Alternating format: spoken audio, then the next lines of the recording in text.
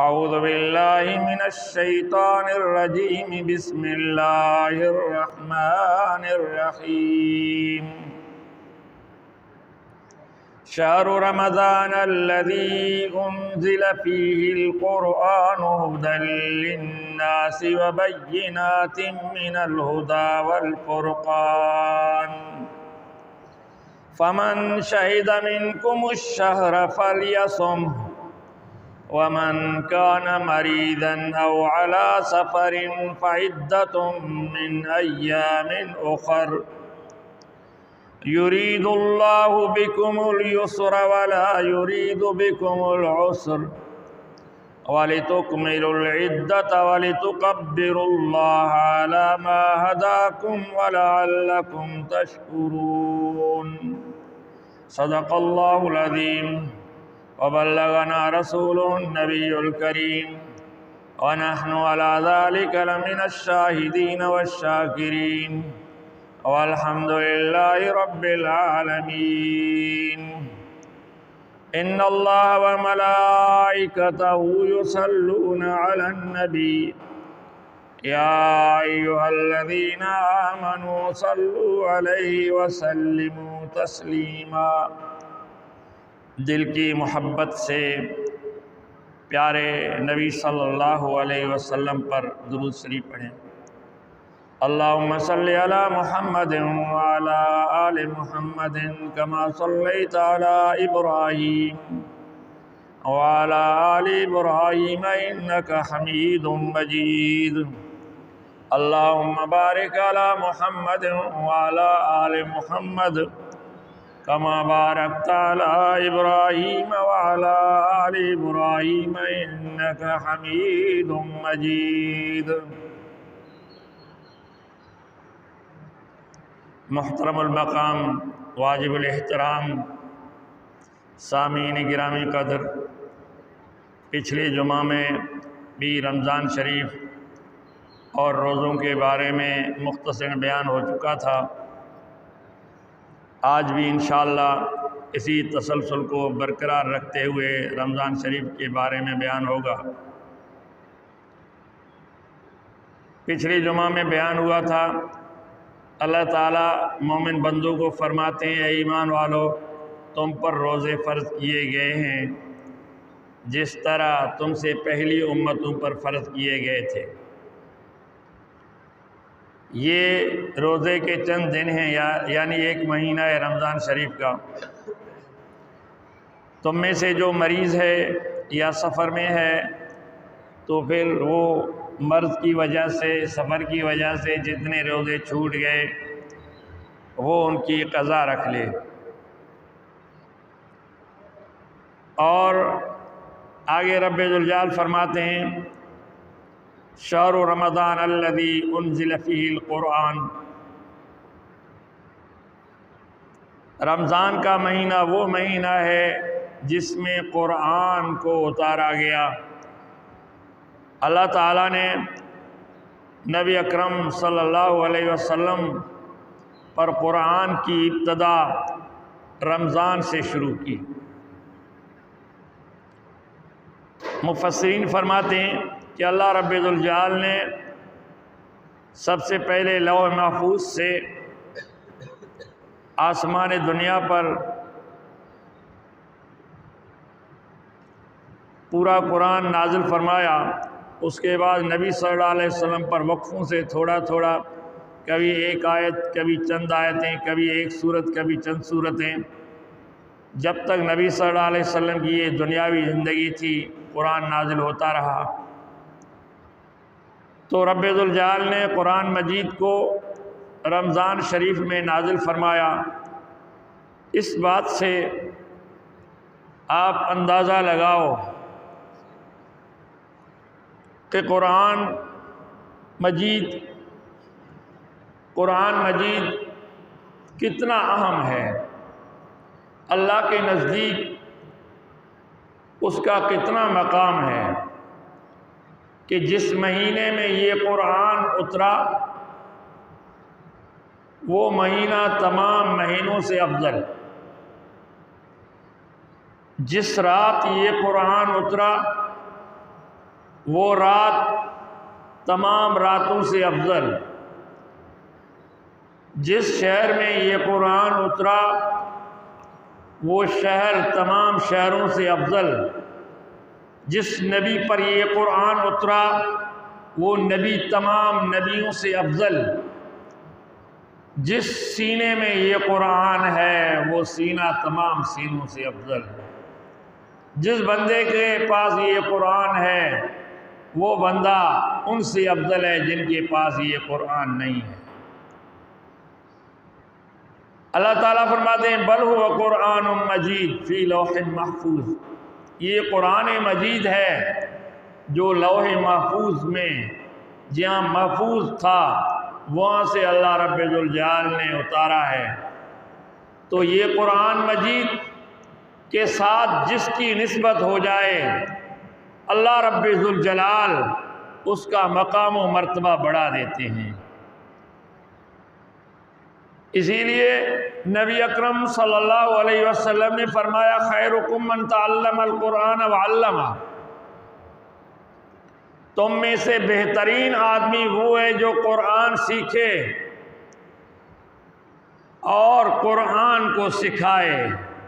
قرآن کو سیکھنے والے تمام لوگوں سے بہتر ہیں، اسی طرح قرآن کو سکھانے والے بھی تمام لوگوں سے بہتر ہیں۔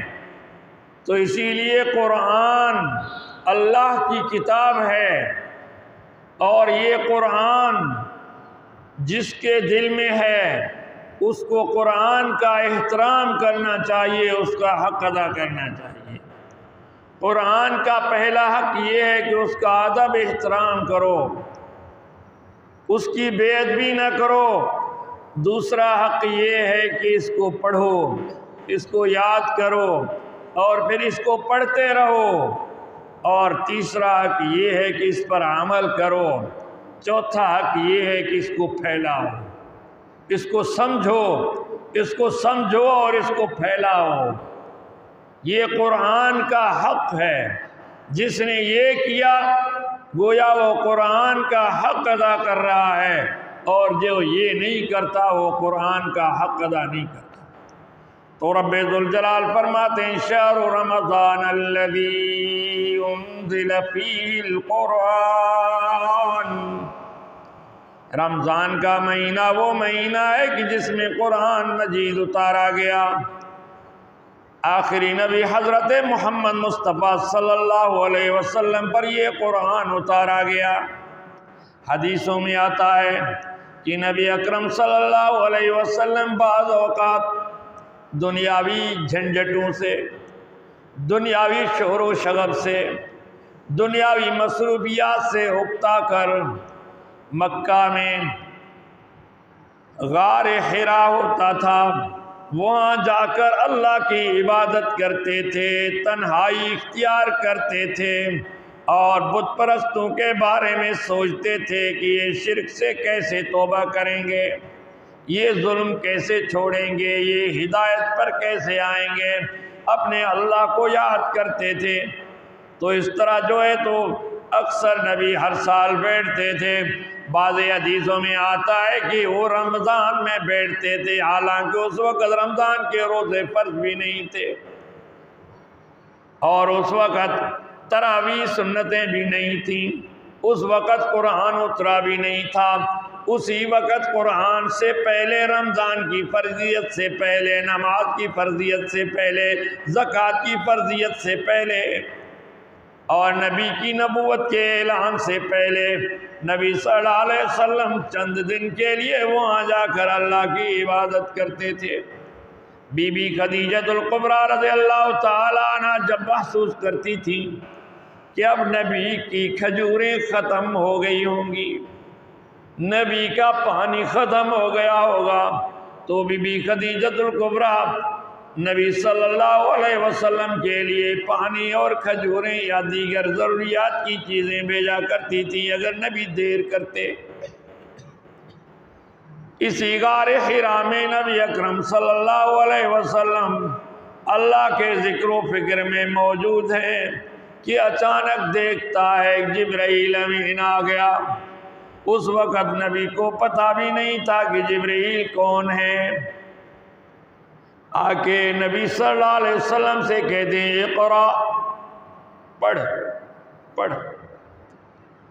نبی صلی اللہ علیہ وسلم فرماتے ہیں ما انا بقاری، میں تو پڑھا ہوا نہیں ہوں، میں کیسے پڑھوں؟ وہ پھر کہتا ہے، پھر نبی کو اپنے سینے سے لگاتا ہے، کہتا ہے اقرا۔ نبی فرماتے ہیں کہ ما انا بقاری، میں پڑھا ہوا نہیں ہوں۔ پھر گلے سے لگا کر زور سے بھیج کر کہتا ہے اقرا۔ نبی فرماتے ہیں ما انا بقاری۔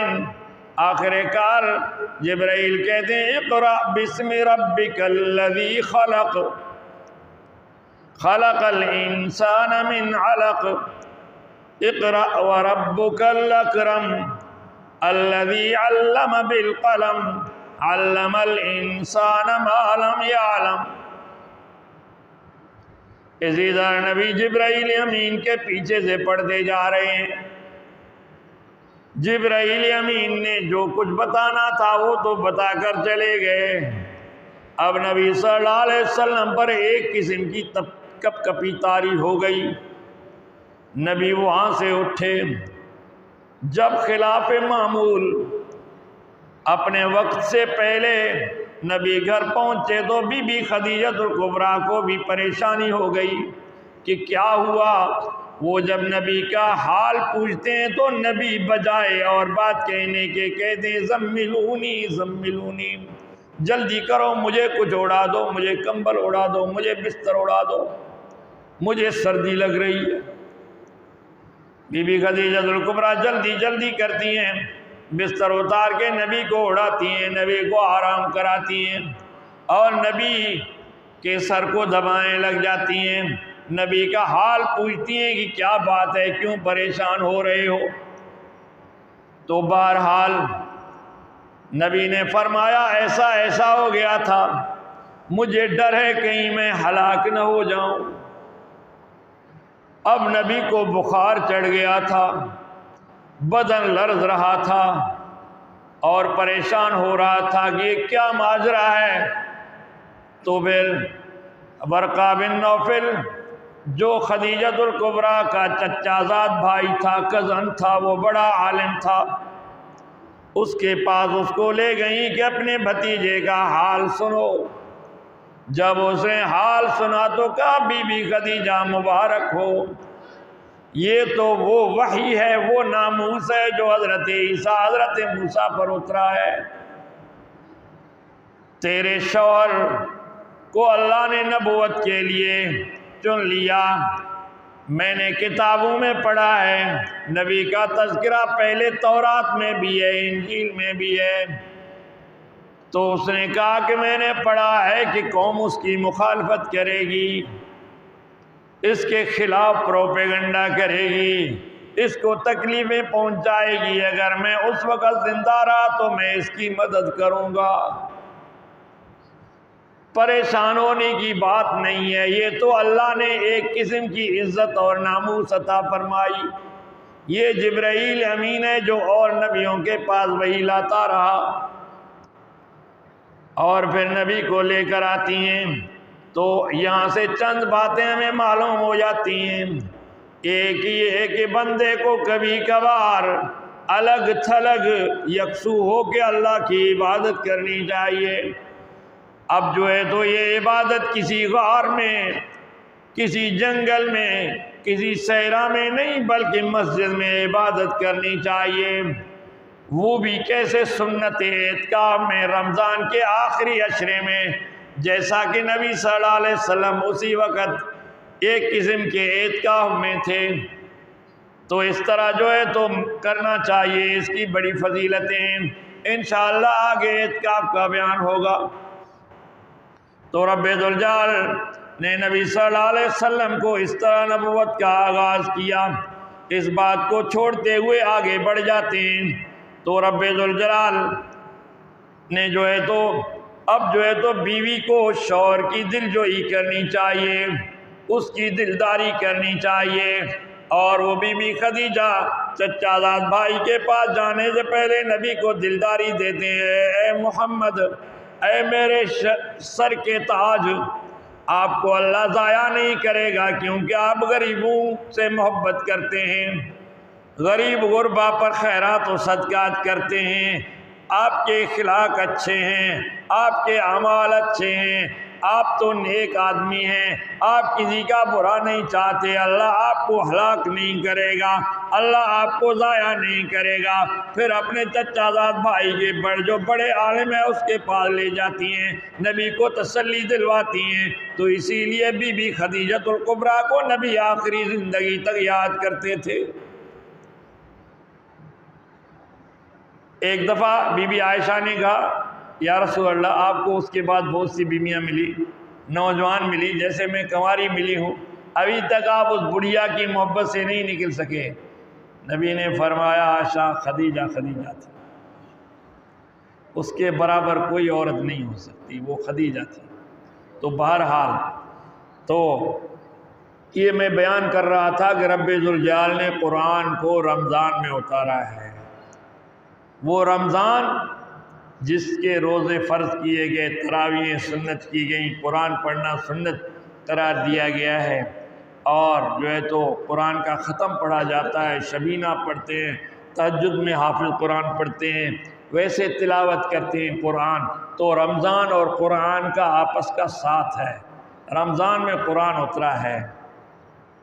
تو رب ذوالجلال نے فرمایا، شہر رمضان الذی انزل فیہ القرآن ھدی للناس، یہ رمضان کا وہ مہینہ ہے کہ جس میں قرآن مجید نازل کیا گیا، اور اس قرآن میں لوگوں کے لیے ہدایت ہے۔ ہدایت کس کے لیے ہے؟ للناس، تمام لوگوں کے لیے ہے۔ جو قرآن سے ہدایت لینا چاہے گا قرآن اسے ہدایت دے گا، جو قرآن سے بھاگے گا قرآن اس کے پیچھے جا کر اس کو نہیں پکڑے گا۔ جو قرآن کے پیچھے جائے گا، جو قرآن کو سنے گا، جو قرآن کو دل میں بسائے گا، جو قرآن سے محبت کرے گا، قرآن اس کے لیے ہدایت ہے۔ جیسا کہ رب ذوالجلال فرماتے ہیں، الف لام میم ذالک الکتاب لا ریب فیہ، الف لام میم یہ کتاب ہے جس میں کوئی شک نہیں، ھدی للمتقین، یہ متقین کے لیے ہدایت ہے۔ اب متقی کون ہے؟ متقی معنی اللہ سے ڈرنے والے، اللہ کا حکم ماننے والے۔ ایک تعریف متقی کی ہم کرتے ہیں، دوسری تعریف اللہ کرتا ہے۔ اللہ آگے متقین کی خوبیاں اور صفتیں بیان کرتے ہیں، الذین یؤمنون بالغیب، متقی تو وہ ہیں جو غیب پر ایمان لاتے ہیں، چھپی ہوئی باتوں پر ایمان لاتے ہیں۔ جنت انہوں نے دیکھی نہیں، اس پر ایمان ہے۔ ہم نے نبی دیکھا نہیں، اس پہ ایمان ہے۔ قیامت ہم نے دیکھی نہیں، اس پہ ایمان ہے۔ اللہ ہم نے دیکھا نہیں، اس پر ایمان ہے۔ فرشتے ہم نے دیکھے نہیں، اس پہ ایمان ہے۔ تقدیر کا ہمیں پتہ نہیں، لیکن اللہ اور اس کے رسول نے بتایا، اس پر ہمارا ایمان ہے۔ تو غیب پر ایمان رکھتے ہیں، متقین کی پہلی نشانی یہ۔ متقین الذین یقیمون الصلاۃ، اللہ فرماتے ہیں جو اپنے نمازوں کو قائم کرتے ہیں۔ ایک ہوتا ہے نماز کو ادا کرنا، دوسرا ہوتا ہے نماز کو پڑھنا، تیسرا ہوتا ہے نماز کو قائم کرنا۔ قائم کا مطلب ہے ہر وقت ہر نماز پڑھے، اور شرائط کے ساتھ پڑھے، اور جو ہے تو ارکان کے ساتھ پڑھے، صحیح طریقے سے پڑھے، گویا یہ نماز کو قائم کرنا ہے۔ نماز کیا ہے؟ اللہ تعالیٰ فرماتے ہیں الصلاۃ عماد الدین، اللہ کے نبی نے فرمایا الصلاۃ عماد الدین، نماز دین کا ستون ہے۔ ومن اقامها فقد اقام الدین ومن ترکها فقد ہدم الدین، او کما قال النبی صلی اللہ علیہ وسلم۔ نماز دین کا ستون ہے، جس نے نماز کو قائم کیا اس نے دین کو قائم کیا، جس نے نماز کو چھوڑ دیا اس نے اپنے دین کو گرا دیا، چھوڑ دیا۔ تو تو اسی لیے اللہ رب الجلال نے متقین کی پہلی تعریف یہ کی ہے یؤمنون بالغیب، دوسری تعریف یہ کی ہے ویقیمون الصلاۃ ومما رزقناہم ينفقون، تیسری تعریف یہ کی ہے جو ہم نے انہیں روزی دی ہے، رزق دیا، اس سے اللہ کے راستے میں خرچ کرتے ہیں۔ والذین یؤمنون بما انزل الیک وما انزل من قبلک، ان کی چوتھی نشانی یہ ہے کہ نبی جو آپ پر قرآن نازل ہوا اس پر بھی ایمان لائیں، جو آپ سے پہلے تمام نبیوں پر کتابیں اور صحیفے نازل ہو گئے ان پہ بھی ایمان لائیں۔ وبالآخرۃ ہم یوقنون، اور وہ آخرت پر یقین کرتے ہیں، یہی متقین ہیں۔